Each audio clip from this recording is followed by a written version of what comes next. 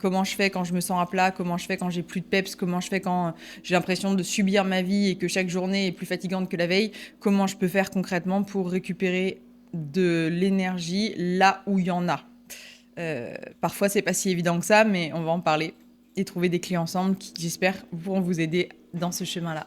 Alors, tout d'abord, je suis qui pour parler de ce sujet-là? Donc moi, à la base, j'ai un parcours, un background qui est très scientifique, puisque j'ai fait un premier master recherche en biologie humaine, en génétique.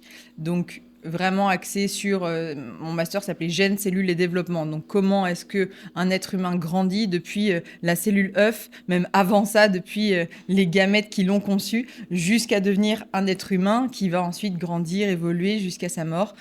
Comment est-ce que tout ça fonctionne dans son organisme avec les hormones, les organes, comment tout ça communique entre eux, comment est-ce que les gènes agissent là-dedans, comment est-ce qu'ils sont régulés les uns par rapport aux autres, et l'impact de l'environnement. Ça, c'est mon premier grand bagage, on va dire. Et ensuite, j'ai switché au côté patient, où là, vraiment, j'ai fait des consultations de conseil génétique et médecine prédictive, où on accompagne des gens qui sont à risque ou atteints de maladies génétiques, ou bien qui veulent savoir s'ils ont un risque d'en développer une un jour.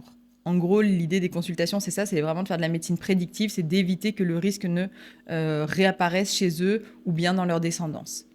Ça, j'ai fait ça pendant 6 ans. C'est mon gros bagage plutôt médical, pathologie, avec non pas comment ça se passe quand ça se développe normalement, mais plutôt ce qui se passe quand il y a un truc un grain de sable dans la machine et que tout ne se passe pas comme ça devrait. Donc j'ai un peu ces deux visions-là, très scientifique, très médicale. Et ensuite, le côté évidemment psychologique qui est venu au fur et à mesure de ma pratique avec mes patients et que j'ai appris. Une fois que je suis partie de ce milieu-là, je me suis formée parce que ça manquait cruellement dans mon parcours. Je me suis formée à la thérapie. J'ai commencé par faire de la sexothérapie, ensuite de la thérapie de couple et enfin de l'analyse transactionnelle qui est un type de thérapie brève. Pour avoir une approche un peu plus globale avec un peu de coaching aussi. Donc, tout ça, ensuite en voyageant, en étant au contact de nouvelles cultures, de nouvelles façons de voir la santé mentale, de nouvelles façons de voir la maladie, de nouvelles façons de voir les traitements. Comment est-ce qu'ils combinent ça en Amérique latine entre traitements modernes et traitements traditionnels ancestraux? Comment est-ce qu'ils combinent les molécules chimiques avec les plantes, etc., etc. Ce qui m'a permis d'avoir une sorte de vision un peu à 360 sur le corps humain, comment il fonctionne, quel est le poids du psychique sur le corps et vice-versa, comment tout ça se combine avec notamment une vision plus holistique, c'est-à-dire plus globale, plus intégrative, on peut appeler ça comme ça aussi, où on va vraiment venir chercher tous les aspects, puisque quand on parle d'énergie, c'est un terme général qui s'applique à énormément de domaines. Et quand on regarde au niveau d'un être humain, l'énergie, ça peut vouloir dire plein de choses. Si on regarde au niveau cellulaire, par exemple, on a des milliards de cellules dans notre corps qui composent chacun de nos organes, notre peau, qui y en a dans notre sang, il y en a partout. Bah, ces cellules-là, en fait, si on leur demande à elles, aux cellules, c'est quoi l'énergie? Elles vont vous répondre, c'est de l'ATP. C'est une molécule d'ATP. Ça, c'est de l'énergie. Évidemment, pour le mental, pour un être humain, quand on lui dit c'est quoi de l'énergie, il va pas vous répondre bah, c'est de l'ATP. Évidemment que non. Si on va regarder au niveau du corps, au niveau des organes, au niveau des muscles, c'est quoi l'énergie? Bah, principalement, ils vont vous dire c'est du sucre. Parce que c'est une des principales formes disponibles d'énergie dans le sang notamment. Et si on pose la question à un être humain dans son ensemble, et qu'on demande à notamment une femme, c'est quoi pour toi avoir de l'énergie, c'est difficile à définir. Souvent, on va plutôt définir ça par son opposé, c'est ne pas être fatigué, c'est ne pas être sur les rotules, c'est avoir suffisamment dormi, c'est avoir mangé assez, c'est s'être bien hydraté, avoir fait de l'exercice physique, mais pas s'être complètement fatigué pendant cet exercice-là. Évidemment, si on fait un marathon, c'est normal d'être fatigué, etc., etc. Donc, on voit bien que l'énergie, c'est énormément de choses différentes. Si on parle de l'énergie entre deux personnes, est-ce que quelqu'un nous donne de l'énergie ou est-ce qu'il nous en prend? Là, c'est plus du relationnel. C'est plus quelque chose qui a à voir avec l'attention qu'on donne, est-ce qu'on la récupère? Est-ce que c'est une relation qui est à sens unique ou est-ce que l'amour qu'on donne, on le reçoit aussi? Etc., etc. etc., etc. Si on regarde la première base de la pyramide de Maslow, c'est évidemment avoir accès à un toit, donc un logement évidemment, pas sous les bombes de préférence, avoir accès à de l'eau potable, avoir accès à de la nourriture et pouvoir dormir, se reposer. Ça, c'est vraiment les besoins vitaux. Être en sécurité, avoir accès à de l'eau, du sommeil et de la nourriture. Ça, c'est les besoins vitaux. Et une fois qu'on a réussi à passer ce cap-là, bah là, on va avoir besoin d'autres choses, notamment des connexions humaines, notamment de trouver du sens à nos vies, notamment contribuer à sa communauté ou bien trouver des choses d'émerveillement, des sources d'excitation, des sources de choses comme ça dans la culture, par exemple, ou bien dans notre environnement. Tout ça, ce sont des choses qui vont contribuer à gagner de l'énergie. Donc c'est en prenant en compte tout ça qu'on réussit à vraiment trouver les petits leviers qu'on va pouvoir activer pour qu'une personne, notamment une femme, moi j'accompagne exclusivement les femmes, comment est-ce qu'on va réussir à, hop, leur faire grappiller des petits points de vie, là, comme dans les jeux vidéo, leur faire grappiller des petits points de vie pour qu'elles puissent de plus en plus retrouver de l'énergie, parce qu'en fait, il y a un moment donné, il faut bien comprendre que c'est un cercle vicieux. Demander aux femmes qui n'ont pas d'énergie d'aller faire de l'exercice, c'est pas la peine. Ça ne marchera pas. Si la seule énergie que vous avez quand vous rentrez le soir du boulot, c'est juste vous étaler dans votre canapé parce que vous êtes fatigué, émotionnellement, intellectuellement, hormonalement, physiquement, sur tous les côtés, vous êtes fatigué, vous dire d'aller faire de l'exercice, c'est plus un risque de vous blesser qu'autre chose. Donc évidemment qu'il faut trouver toujours les bons leviers pour faire revenir l'énergie et ensuite vous donner envie de la dépenser. Souvent, c'est plus comme ça que ça fonctionne. Mais moi, ça m'a pris du temps à comprendre ce truc-là. Mais principalement parce que j'avais jamais réfléchi aux choses de cette façon-là. J'avais jamais réfléchi à dans quoi est-ce que je donne mon énergie? Est-ce que je suis pas juste une passoire où je donne de l'énergie à droite à gauche à plein de gens qui me la rendent pas? Est-ce que ma vie me comble? Est-ce que je suis vraiment heureuse ou est-ce que finalement j'ai passé mon temps à courir après des rêves qui n'étaient pas vraiment les miens ou pas complètement ou plus complètement? Est-ce que vraiment je vis dans le bon pays? Est-ce que ce que j'ai dans ma vie me va? Et en fait, le jour où je me suis posé ces questions-là, ça a été un peu difficile parce qu'en fait, ma vie m'a un peu explosé à la figure. Enfin, c'est un peu gros de dire ça, mais en fait, un jour, je me souviens très bien du moment. Je regardais mon bel appartement toulousain avec voilà, une vue sur la Garonne, magnifique, en plein centre-ville, très très beau, avec mon conjoint, où on vivait heureux dedans, avec mon petit extracteur de jus le matin pour partir au travail à vélo le long de la Garonne pour arriver au CHU ou à l'Oncopole avec ma petite bouteille de jus de fruits à base de pommes, carottes, gingembre. Enfin bref, vraiment la vie de bobo classique comme je la voulais. En plus, je faisais du compost, donc j'étais un peu décroissante, c'était très bien, blablabla. Bref, tout ce que j'avais cru être mes objectifs de vie, en fait, je les avais plus ou moins atteints. Je regardais cette vie-là et je me suis vraiment dit, autant tout ça est génial, autant si je continue cette vie-là, je me donne pas 15 ans avant de finir en dépression. C'est fou parce que c'était une vie qui était celle que je m'étais construite sur mesure et j'adorais ça.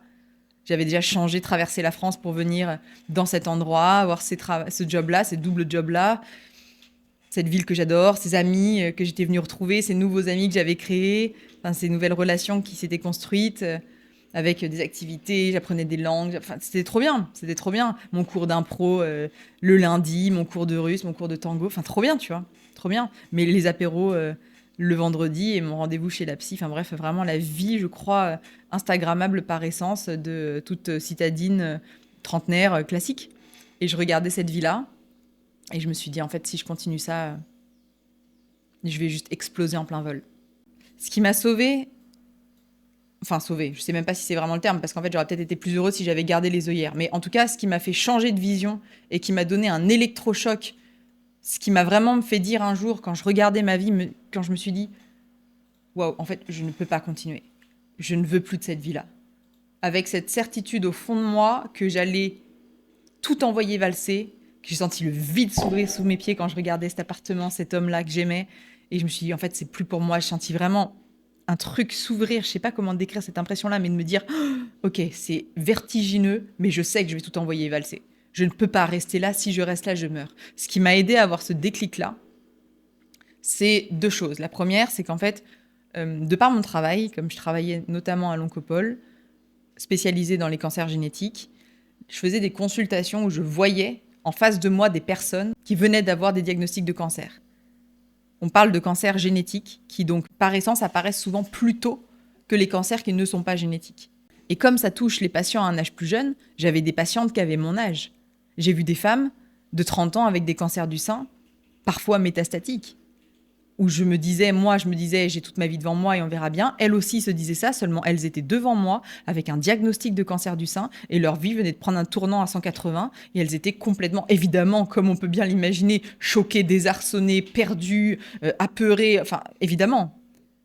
Et le fait de les voir et toutes les semaines de voir des personnes, il y avait ces femmes-là qui étaient très jeunes, mais il y avait aussi d'autres personnes qui, elles, avaient été dans une sorte de vie classique, je dirais, vraiment système de vie classique en se disant un jour je profiterai de ma retraite. Sauf que moi je les voyais, elles avaient 62 ans, Elles venaient d'être à la retraite depuis 3 mois et on venait de leur diagnostiquer un cancer qui était incurable et d'emblée métastatique, donc avec un pronostic vital qui était engagé. En d'autres termes, avec une probabilité de profiter vraiment de leur retraite qui était quasi zéro. Elles avaient attendu leur vie entière, ces personnes-là. Ces hommes, ces femmes-là, ils avaient attendu leur vie entière pour enfin profiter quand ils seraient à la retraite. Et la vie venait de leur faucher complètement l'herbe sous le pied. Ils venaient de leur faucher les 2 jambes. Bah ça marque aussi. Le fait d'en voir toutes les semaines, c'est une sorte de piqûre de rappel qui vous rappelle que la vie est courte, que vous avez de la chance si vous êtes en bonne santé. Le fait d'être indemne de maladie, c'est un luxe sans nom, de pouvoir faire ce que vous voulez parce que vous n'êtes pas en train de courir dans les hôpitaux d'un rendez-vous médical à l'autre. C'est un luxe énorme. Et cette liberté-là, elle est sous-estimée. Donc il y avait ces choses-là, rappel hebdomadaire, de patients, d'histoires de vie, qui me rappelaient combien j'avais de la chance, moi, et combien j'en profitais pas, en fait. Pas vraiment. Parce que, mais comme tout le monde, en fait, le train-train quotidien, on oublie. Et on a beau être au contact de la maladie tous les jours, comme c'est pas vraiment nous que ça concerne, c'est notre travail, c'est nos patients, mais c'est pas moi directement, en fait, j'oubliais. Et l'autre aspect qui m'a, quelque part, sauvé encore plus, même si c'est aussi tragique, c'est qu'en fait, dans les années qui ont précédé mon déclic, j'ai perdu mon père, l'un de mes frères et mon mentor de génétique.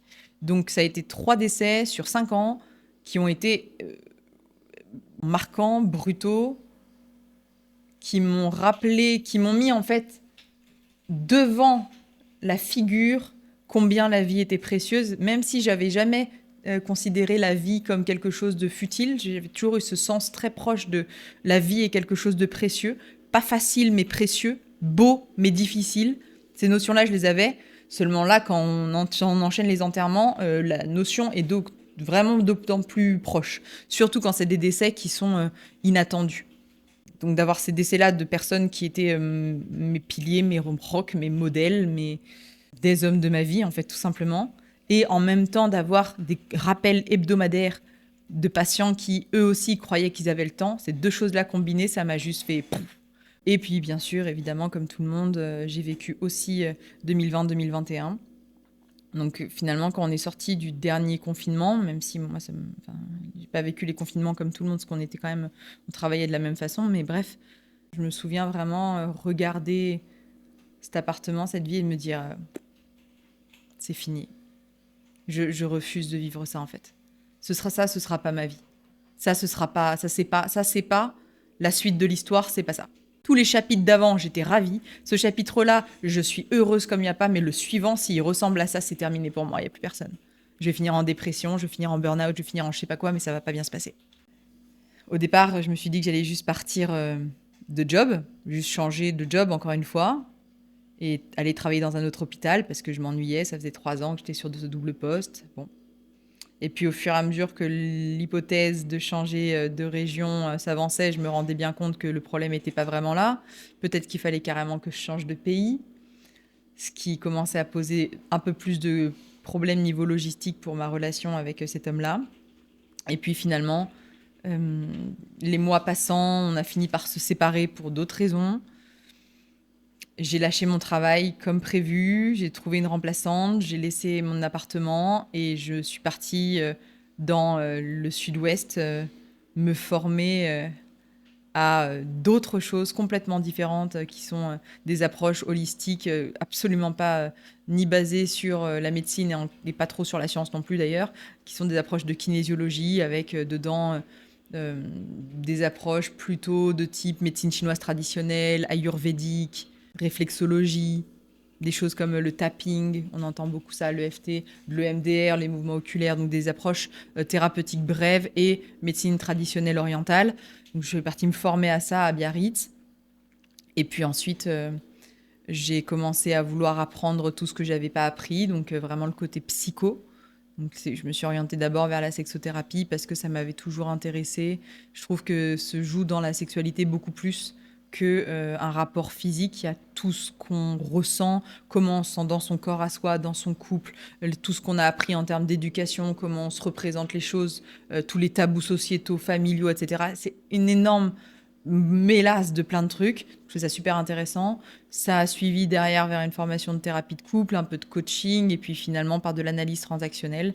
Et déjà pendant cette période-là, j'avais commencé à voyager et j'étais déjà partie en Amérique latine. Avant de terminer ce grand cycle-là d'études, j'étais déjà en Amérique latine à voyager avec mon petit sac à dos et à découvrir des pays incroyables comme Cuba, le Mexique, le Guatemala, le Salvador. Et puis ensuite, ça a continué. J'ai acheté un van en Colombie. J'ai commencé à descendre la côte Pacifique en passant par l'Équateur, le Pérou, le Chili. J'ai traversé les Andes. Je suis arrivée en Argentine. J'ai adopté mon chien. Je suis partie ensuite au Paraguay, puis au Brésil. Bref, tout ça s'est un peu enchaîné pour terminer par finalement vouloir me poser, parce que c'était un peu long de faire la route quand même, et de me dire j'allais probablement m'installer et trouver une façon d'aider des femmes à se sentir mieux dans leur vie sans qu'elles aient besoin de faire le même choix que moi, c'est-à-dire de tout envoyer valser. Parce que je suis persuadée que si j'avais rencontré quelqu'un qui propose un accompagnement comme je le propose aujourd'hui, à l'époque, en 2021, je pense que j'aurais pas tout envoyé péter.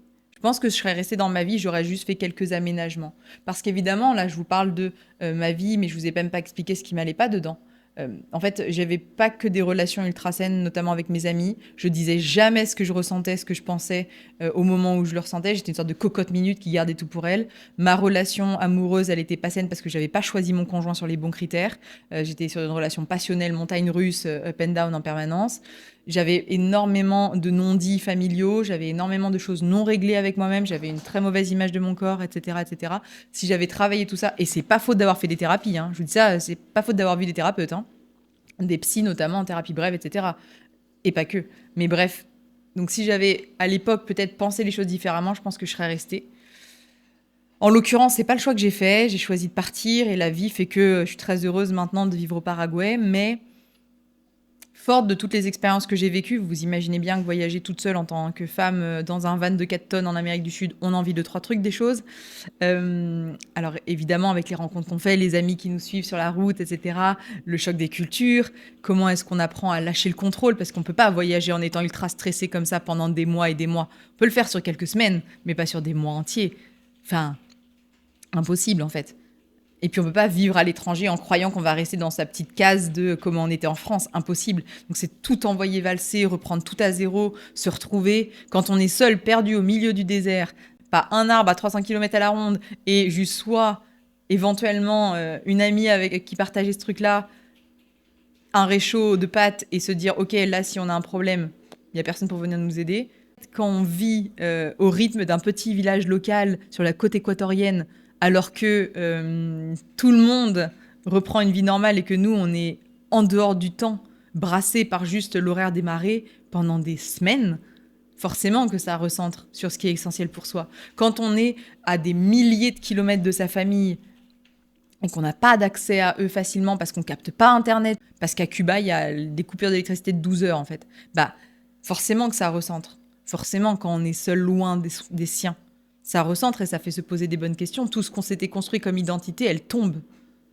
Et heureusement, avec tout ce que j'ai appris depuis, il y a d'autres façons de faire en sorte qu'on puisse se poser ces questions-là sans avoir besoin de se retrouver perdu sur la côte péruvienne dans le désert de Paracas. Évidemment, évidemment. On n'a pas besoin de traverser les Andes pour se sentir en vie. On a d'autres challenges en Europe qui sont tout aussi stimulants. Ce que je veux dire, c'est que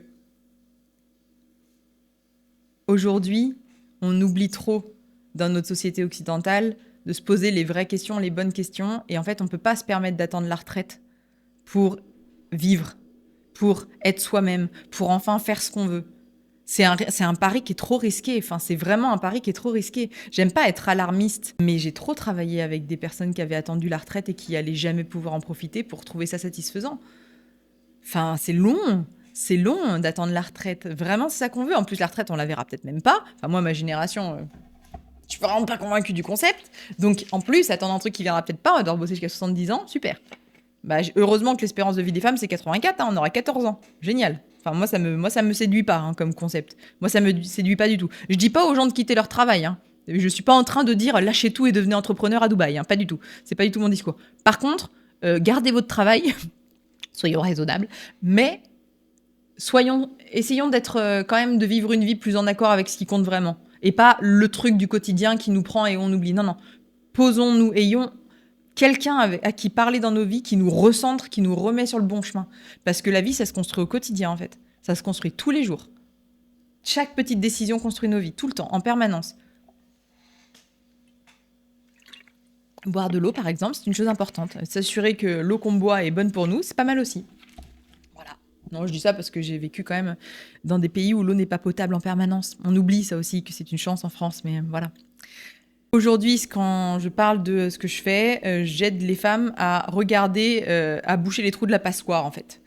On a de l'énergie qui est cyclique parce qu'on est des femmes. C'est pas les mêmes hormones que les hommes, donc on n'a pas les mêmes rythmes biologiques, hormonaux, etc. On n'a pas les mêmes étapes de vie non plus. On a des transitions de vie. C'est pas pareil quand on a un enfant, c'est pas pareil quand on allait, c'est pas pareil quand on devient ménopausée. Enfin, il y a plein de transitions de vie comme ça qui ont un impact physique, qui ont un impact psychique. Il y a énormément de choses dans la vie qui font qu'on est plus ou moins fatigué. Est-ce qu'on doit s'occuper de ses parents? Est-ce qu'on a des relations amicales qui sont pas très équilibrées? Est-ce qu'on a une relation de couple qui nous vide complètement et qui a arrêté de nous remplir depuis longtemps? Est-ce qu'on est épanoui dans ce qu'on fait? Pas forcément professionnellement, mais est-ce qu'on est content de la vie qu'on a? Et vraiment, est-ce que cette vie-là, elle nous donne envie de nous lever le matin? C'est très simple, hein, pour savoir si quelqu'un a de l'énergie, c'est le matin quand il se réveille, est-ce qu'il a envie de se lever? Si la réponse est non, il y a beaucoup de choses à en dire déjà.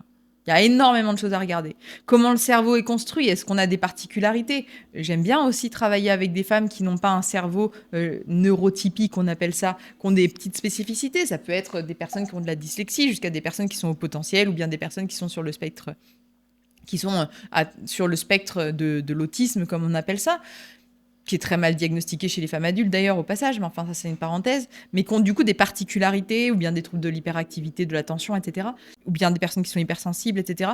En fait, plus j'accompagne de gens, plus je me rends compte qu'on a tous des particularités et que en fait personne n'est normal. La neurotypie, je crois que ça concerne concernera 0 personne sur Terre bientôt. On aura juste trouvé à chacun sa petite particularité. Mais du coup, quand on est dans un monde qui est ultra normé et que soi-même on se sent en décalage, c'est encore plus fatigant. Donc pour savoir déjà si on a besoin d'aller consulter quelqu'un qui va pouvoir vous rechercher vos fuites d'énergie, que ce soit un psy si vous pensez que c'est plutôt d'ordre relationnel, plutôt un médecin si vous pensez que c'est plutôt de l'énergie physique qui vous manque, plutôt éventuellement un endocrino d'ailleurs si vous pensez que c'est des origines plutôt hormonales, ou bien ça peut être aussi des personnes qui vont vous aider à vous remettre en exercice, donc des coachs sportifs, des kinés, même des ostéos, ça peut vous aider s'il y a quelque chose de postural. Bref, il y a énormément de praticiens qui peuvent vous aider. Ça peut aussi être des personnes qui vont vous aider à remettre du sens à votre vie. Là, on est plutôt sur l'aspect thérapeute, coach de vie, etc. Bref, il y aura toujours des choses à faire. Ce qui compte le plus, je pense, c'est de trouver ce qui est bon pour soi à ce moment-là et de remettre la machine en route. Moi, ça m'a pris des mois à retrouver mon énergie. Je ne savais même pas, en fait, que je manquais d'énergie. C'est ça qui est tragique, hein. Je me réveillais le matin. Il y avait des signes. J'étais juste aux fraises. Et pourtant, j'ai étudié ça pendant plus de 7 ans, hein, mais bon, c'est pas grave. Enfin, tout va bien. Je dormais plus de 8 heures par jour. Même 10 heures. C'est-à-dire que je me couchais entre 10 heures et 11 heures et je me réveillais tous les matins entre 7 et 8 heures. Donc en fonction, je dormais entre 8 et 10 heures par nuit. Et j'étais fatiguée quand même. Petit signe, quand même, je veux bien que je sois une femelle et que de fait j'ai besoin de plus dormir, mais quand même 10 heures par nuit être fatiguée, petit signe. Je me disais juste, ah ouais, non mais moi je suis devenue le genre de personne qui, passé la trentaine, devient flemmarde, alors du coup elle a envie de rester chez soi, rien foutre. Non, en fait, je me rends bien compte que là, j'ai 35 ans et je suis plus du tout comme ça et que ça n'avait rien à voir avec le type de personne que j'étais. C'est juste que j'étais avec les batteries complètement à plat. J'avais l'impression que je mangeais bien parce que je mangeais sainement, mais en fait, j'étais complètement aux fraises niveau protéines, par exemple. Ça, j'avais pas du tout connecté les points encore. Je me rendais pas du tout compte que le mode de vie que j'avais n'était pas le bon pour moi, que les relations que j'entretenais n'étaient pas du tout, alors pas toutes évidemment, mais certaines n'étaient pas saines pour moi, que la relation de couple dans laquelle j'étais n'était pas saine pour moi non plus, etc., etc., etc. Donc en gros, je me suis rendu compte en faisant un grand pas de côté, là, en changeant de vie, qu'en fait, je retrouvais mon énergie, même si ça a pris des mois, hein. Petit à petit, je me disais, waouh, j'ai de plus en plus d'énergie, c'est quand même fou cette histoire. Comment c'est possible? Et tout ce chemin-là de retrouver mon énergie malgré moi, parce qu'en fait, elle est revenue petit à petit en faisant du tri dans mes relations, en mangeant de façon un peu différente, en passant plus de temps à marcher, faire de l'exercice, etc., en rencontrant des personnes qui étaient plus, on va dire, alignées avec qui j'étais, qui partageaient plus les mêmes valeurs, à faire des choses qui me correspondaient mieux, à retrouver un sens qui me plaisait et un mode de vie qui me plaisait, à avoir, même si c'est extrêmement fatigant, enfin vous imaginez bien, euh, rouler sur des routes d'Amérique du Sud pendant des heures avec un van de 4 tonnes, c'est pas du tout un truc qui vous repose, hein, évidemment. Surtout avec la charge mentale de et s'il se passe un truc, je suis la seule à pouvoir gérer. Même si on est avec une pote à côté ou quoi que ce soit, c'est toujours soit on porte toujours ce truc-là, hein, avec le stress, le machin, le truc. Enfin, on est en Amérique du Sud, hein, on n'était pas à Hawaï, hein, enfin voilà. Donc bon, malgré tout, retrouver la joie de vivre et retrouver du sens, retrouver de la sérénité, de la paix, lâcher le contrôle. Ça a été un truc qui m'a vraiment donné énormément d'énergie. Lâcher le contrôle. Arrêter de vouloir en permanence tout contrôler. J'étais vraiment une contrôle fric. Même si je faisais semblant d'être super chill, en vrai, je contrôlais l'image que je renvoyais de moi en permanence. Il y avait une sorte d'énorme filtre entre ce que je pensais et ce que je disais. Avec toujours comment est-ce que la personne va le penser, comment est-ce qu'elle va le comprendre. Ok, si je dis ça comme ça, c'est mieux. Et en permanence, je faisais ça. Il y avait une sorte de brouillard, de blablabla mental en permanence qui triait ce que je disais. Je faisais aussi énormément attention à ce à quoi je ressemblais. Donc je passais énormément de temps à me dire mais à quoi je ressemble, à quoi je ressemble, à quoi je ressemble. J'espère que je suis pas trop ci, pas trop ça. Est-ce que non. Donc énormément de complexes par rapport à plein de choses. Je me posais énormément de questions sur le développement personnel, comment être une meilleure personne, avec énormément de comment guérir les failles, etc., qui est pas complètement con. Hein. C'est juste que bon, en trouvant une atmosphère, un pays dans lequel je me sente bien, en retrouvant ma liberté de parole, ma liberté d'être moi-même, lâcher prise complètement de l'image que je renvoie, plus rien en avoir à faire de ce à quoi je ressemble. Ce qui compte, c'est ce que je suis au fond et comment est-ce que je m'autorise à être la personne que je suis. Ce qui compte, c'est pas la beauté extérieure, c'est la beauté intérieure. Cette phrase-là, mais vraiment, elle compte, hein. Vraiment, vous devenez vachement plus jolie quand vous êtes sympa avec des gens. Moi, j'ai souvent été le genre de personne un peu trop gentille pour vraiment bien vivre dans une société française. Toujours été un peu malheureuse de voir à quel point les gens pouvaient être méchants. Un peu trop naïf peut-être, mais en tout cas, le fait de changer de pays, d'aller dans des civilisations, dans des cultures où les gens sont profondément gentils, oh, ça m'a fait trop du bien au cœur et je me dis ok, là c'est ma place. Là je suis avec des gens qui sont vraiment bienveillants, gentils et qui prennent le temps et qui donnent enfin des choses, des valeurs de générosité qui étaient proches des miennes en fait tout simplement. Je dis pas que les Français sont pas comme ça, hein. J'ai juste que j'ai remarqué que c'était plus facile pour moi dans d'autres pays, tout simplement. Me sautez pas la gorge, voilà. Mais ces valeurs-là, le fait de plus vivre dans des pays où il y a une anxiété en permanence sur et son prochain et son truc, une insécurité, enfin retrouver la sérénité aussi parce que enfin moi je me sens plus sereine en vivant en Amérique du Sud. Bah maintenant, moi, ce que j'aime bien, c'est aider les femmes à le faire, mais du coup, mais du coup, de façon plus douce, moins extrême que moi, sans qu'elles aient besoin de tout envoyer valser et partir en sac à dos à Cuba, par exemple. Voilà, même si je recommande l'expérience, c'est pas vraiment ça.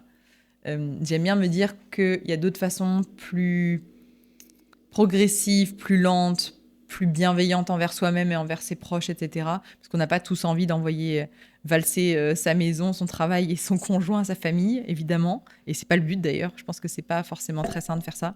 Ça dépend du contexte évidemment, mais c'est pas toujours très sain de faire ça. Donc accompagner des femmes à se poser les bonnes questions en prenant en compte tout ce qui peut les vider énergétiquement. Si on imagine, alors ça va être très beau comme image, mais si on imagine qu'une femme, c'est censé être une casserole et qu'en fait elle est devenue une passoire, bah là il s'agit de boucher tous les trous. Vous voyez un peu l'image. Mon travail c'est ça, c'est de venir aller regarder tous les trous, évidemment avec le concours d'autres professionnels de santé locaux en France, notamment des médecins traitants, pour aller regarder si tout va bien sur le plan hormonal, etc. Ça c'est pas moi qui vais faire les analyses à l'étranger et je veux pas prendre le risque d'être poursuivi pour exercice illégal de la médecine. Donc, je laisse ça à qui de droit. Mais voilà, commencez à regarder un peu tout ça. Regardez si physiquement tout va bien, hormonalement tout va bien. Est-ce qu'il y a des lésions qui n'ont pas été réparées? Physique, j'entends.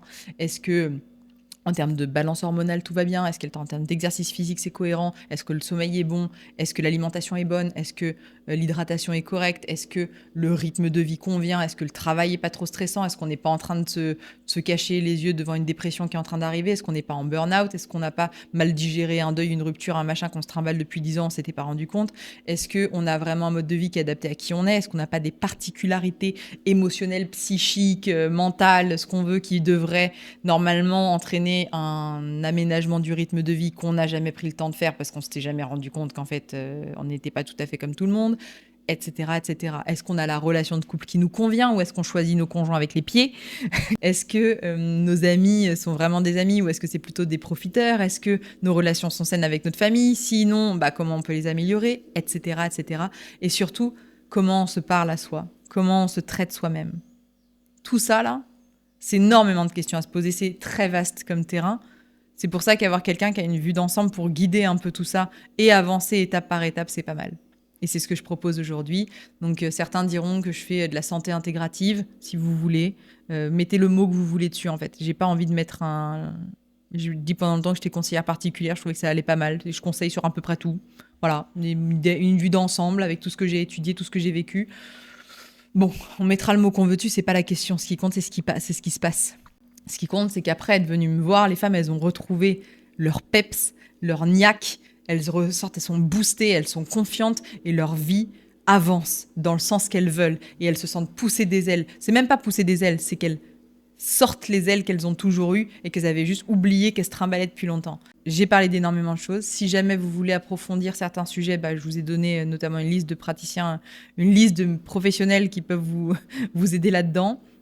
Évidemment, si vous voulez qu'on en parle ensemble pour que je vous cible plus à vous, vous n'hésitez pas, il y a un lien en description, il y a un entretien, un premier entretien de 30 minutes qui est gratuit où là on fait vraiment le point et on voit un peu si je suis la meilleure personne pour vous aider ou si finalement il y a peut-être des professionnels de santé plus proches de votre domicile si vous voulez avoir des consultations en présentiel ou plus adaptées qui pourront venir faire ce travail-là avec vous. Donc n'hésitez pas, je suis là pour ça, je suis là pour vous accompagner. Il y a 4 créneaux de libre par semaine qui sont gratuits.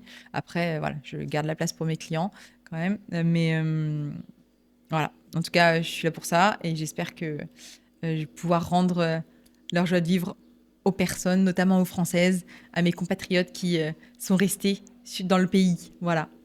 Je vous dis à très bientôt. Je vous souhaite de prendre soin de vous et je vous dis à très bientôt. Ciao!